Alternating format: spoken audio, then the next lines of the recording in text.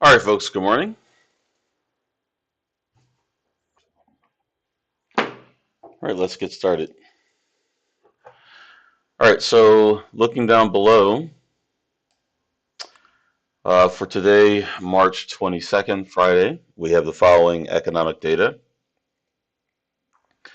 Fed Chairman Powell will be speaking at 9 o'clock Eastern this morning. So, in about 11 minutes, he will begin speaking. We can definitely expect the markets to respond strongly to what he has to say. However, we don't know which direction things will go. And I would say that trading is probably going to be next to impossible to until he's done speaking. So that's what I'm expecting. So hopefully he'll be done speaking within an hour at the most, which will put us about 30 minutes into the session. So at the open, I'm going to be very, very, very cautious to see if his comments have already been factored in or whatever. So. Um, Due to deliver opening remarks at a Fed Listens event in Washington, D.C. So, since it's opening remarks, he'll be speaking, and I assume there won't be any Q&A later. So, hopefully, that's all it is he says something for maybe 15 minutes or so, and then that's it. Um, at 12 p.m. Eastern, we'll have FOMC member Barr speaking. Now we'll have FOMC member Bostic speaking at 4 p.m., but that'll be at market close, so that doesn't have, we don't have to worry about that.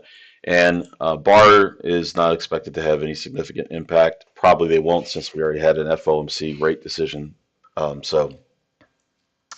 only a small possibility that after Fed Chairman Powell speaks, there might be a lot of volatility, but my expectation is that it'll only be concentrated at the very beginning, and then that should be it.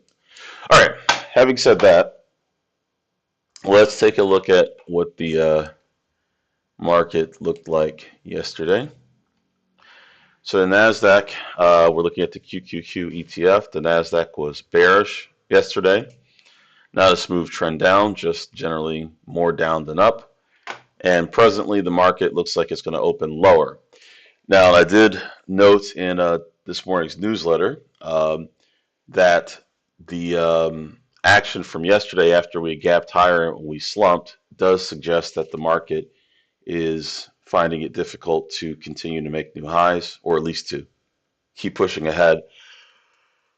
So that looks like that is still true. Now we don't know what will happen today, but we may still go up or down. We'll find out once the bell rings. But it is worth noting that we're not able to keep pushing ahead, but we are still trading above the highs that we reached on the FOMC day. So you can see that was the top there. So we're still above that, but we'll see what happens. So we're kind of at a critical point here where the market probably is going to have to make some sort of significant movement. So we'll see what happens. I doubt it's just going to be very neutral today. All right, so let's look at let's look at the market as far as what was moving yesterday. So we had the following stocks. First up, we have Robinhood, HOOD symbol. This stock was able to reach target number one to the upside of 1914, and then it got about halfway to target number two, topping out at 1942. Next up, we have Lyft, which was able to reach target number two of 2036, then reached a high of 2082. ARRY was able to reach its target number two of 1407 before reaching a high of 1450. PayPal was able to reach target number one of 6619. It didn't reach target number two, however. It got to 66.99, which was about 9 cents shy of target number two. FITB was able to reach its target number one of 37.17, but only got about 40% of the way to target number two and then fell apart. Coinbase was able to reach target number one of 269.64, and then it got about 2/3 of the way to target number two, topping out at 276.38. Google was bearish, able to reach target number one to the downside of 147.96. Then it got about two-thirds of the way down to target number two before it ended its move down. Zion Bank was very bullish at first, easily able to reach target number one at 42.42, but we caught it on the move from target number one towards target number two. It got to 42.91, which was about three-fourths of the way to target number two before it collapsed. And then we have INTC, which was able to almost reach target number one. It got to 43.60 and then stopped cold, turned around. Sorry, you can't see the front of the chart. There you go. And then lastly, we have Apple, which was super bearish. Apple was able to reach target number two to the downside of 174.06. But then it continued to go down, reached a low of 170.84. Okay. The newsletter should be sent out to your emails, but if you didn't get it, that probably means they didn't send it out. Since I did submit the report sometime around 1 o'clock in the morning, so maybe they didn't even send it out, but we'll see. But it should go to your email. All right, so let's look at what's moving in the pre-market. We have the following. So we have GRDI, which is currently up 27.27% on 8.2 million shares, and it's at least $1 per share. So we'll go ahead and add that to the pre-market radar as well. Symbol again is GRDI. Next up we have NVFY, currently up 65.41% on 5.8 million shares, and it is at least $1 per share. So that will be added to the pre-market radar, symbol NVFY. Next up we have OTLK, which is presently up about 50% on 3.9 million shares, and it's at least $1 per share. So we'll go ahead and add that, OTLK, to the pre-market radar.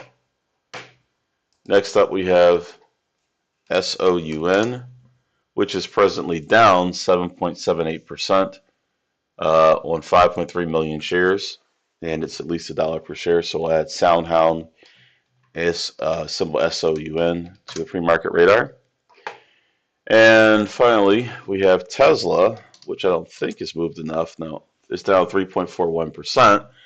3.4 million shares. It's at least $1 per share, but it has not moved out enough, so we'll have to pass on that. But duly noted that the stock did make a significant decline. So yeah, in NVFY, we got that already. So here's what we have so far.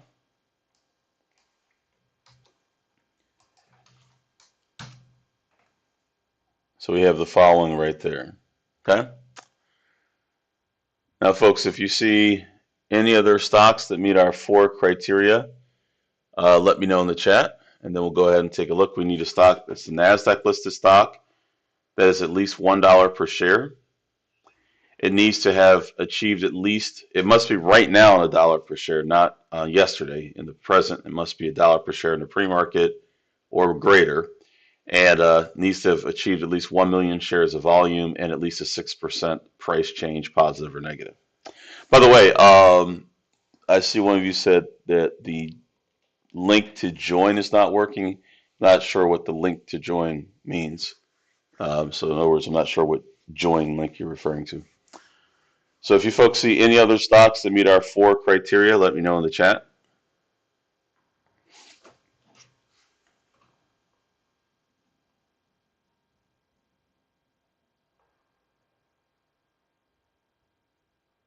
OCGN is getting close. Okay, let's take a look.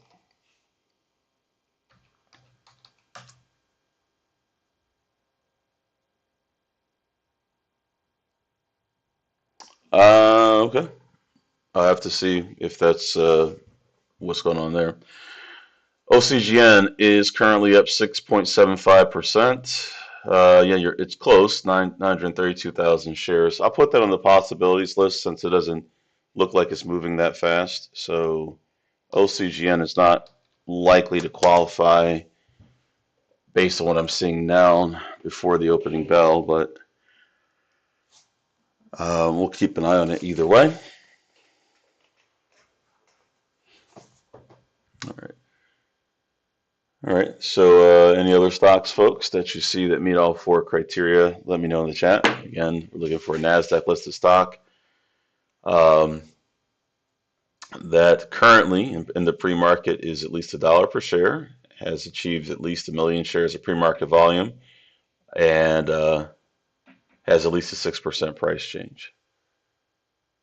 And like I said, OCGN is fine. It just hasn't hit the volume yet. So if we're moving a little faster, I'd be willing to add it even though it hasn't hit the full volume yet. But we'll have to see.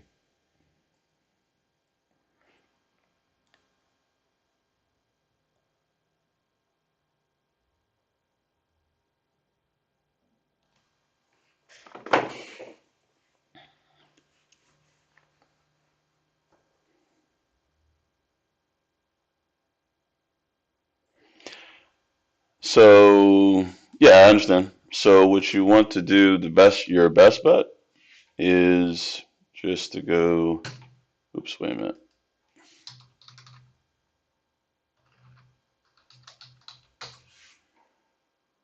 Sorry. Your best bet would be to go right here. Actually, you know what? Just go to the website here. One second. Just go to the website here, that link, and then on the very first page, just click right there where it says get started. That's all you got to do. That link definitely works. And then it's going to take you to the forums. All right. All right, folks.